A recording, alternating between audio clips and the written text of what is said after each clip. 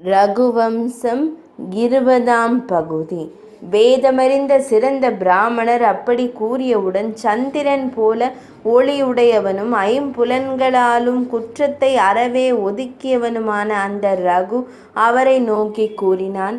முனிவரே, சாஸ்திர கடலில் கரை கண்டவரும் தன் குருவிற்காக யாசகம் கேட்டவருமான ஒருவரை ரகு அரவணைக்காமல் இன்னொரு மன்னனிடம் அனுப்பினான் எனும் அவமானம் எனக்கு இதுவரை இல்லாத அளவு புதியதாக வேண்டாம். நீங்கள் எனக்காக சில தினங்கள் பொறுத்திருப்பீர். என் யாகசாலையில் தங்கியிருங்கள். அங்கே 3 அக்னி உண்டு. நீங்கள் 4ஆம் அக்னியாக தங்கியிருங்கள். அதற்குள் நான் உங்களுக்குரிய வழியினை செய்வேன் என்றான். முனிவரும் அவனுடைய வார்த்தையினை ஏற்றும் அப்படியே அமர்ந்தார். பூலோக மன்னரின் செல்வத்தை எல்லாம் முன்பே பெற்று கொண்ட ரகு இம்முனிவருக்காக குபேரனை சந்திக்க எண்ணினான். காற்றை போல மேகத்தை போல எதனாலும் தடுக்க முடியாத ரதத்தை வசிஷ்டமா முனிவரின் அருளால் பெற்றிருந்த ரகு அதில் ஏறி குபேரனிடம் சென்றான்.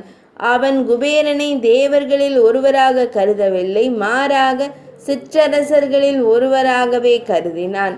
பயணத்தை எப்போதும் முன்னிரவிலேயே தொடங்க வேண்டும் என்பதற்காக அவன் காலை வராமல் காத்திராமல் முன்னிரவிலே ரதத்தின் மீது அமர்ந்தான். காலையில் அவன் தேர் புறப்படும் முன்பே ஓடிவந்த அலுவலர்கள் அங்கே தங்க மழை பொழிந்ததை கூறினார்கள். குபேரன் தன்னை தேடி வந்து பொன்னை கொட்டியதை ரகு அறிந்து கொண்டான். குபேரன் கொட்டிய அத்தனை பொற்குவியலையும் முழுக்க கௌஸ்தருக்கு கொடுத்தான்.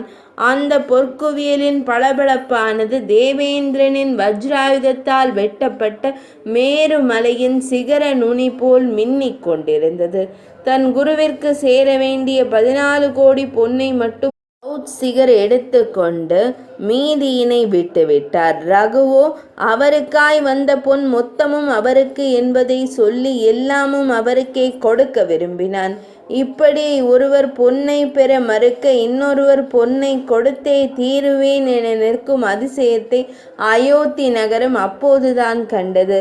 ரகு கொடுத்த செல்வத்தை எல்லாம் ஒட்டகத்திலும் பெண் குதிரை மேலும் ஏற்றிய கௌத்சர் தன் வேண்டுதல் இவ்வளவு விரைவில் பலித்ததில் மகிழ்ந்தார். உலகில் யாராலும் கொடுக்க முடியாத செல்வத்தை அவன் கொடுத்த பின்னும் கொஞ்சமும் கர்வமில்லாமல் நின்றது கண்டு வியந்த அவர் அவன் கரங்களை பற்றி கூறினார். மன்னா, நெறி தவறாமல் ஆளும் அரசனுக்கு இந்த பூமி அவன் விரும்பிய எல்லாமும் தரும். உமக்கோ ஆகாயமும் அள்ளி தருகின்றது எனில் உம் பெருமையினை நினைவால் உருவகப்படுத்த முடியா அளவு பெரிது. அரசனின் கடமையான பொருள் ஈட்டலும் ஈட்டியதை பெருக்குவதும் பெருக்கியதை காப்பதும் காப்பதை தக்க சமயம் உபயோகிப்பதும் உமக்கு எளிதான காரியமாயிருக்கின்றது. எல்லா வரமும் ஐஸ்வர்யமும் பெற்றுள்ள உம்மை இனி நானும் வாழ்த்தி ஆசீர்வதிக்க என்ன இருக்கின்றது? அப்படி செய்தால் அது புனருக்தம் எனும் குற்றமாகும். ஆனாலும் ஒன்று கூறுவேன், உமது தந்தை உம்மை பெற்றது போல் உமக்கும் உமது உயர் குணங்களெல்லாம் கொண்ட மகன் அமையட்டும். நிச்சயம் பெற்றெடுப்பீர்.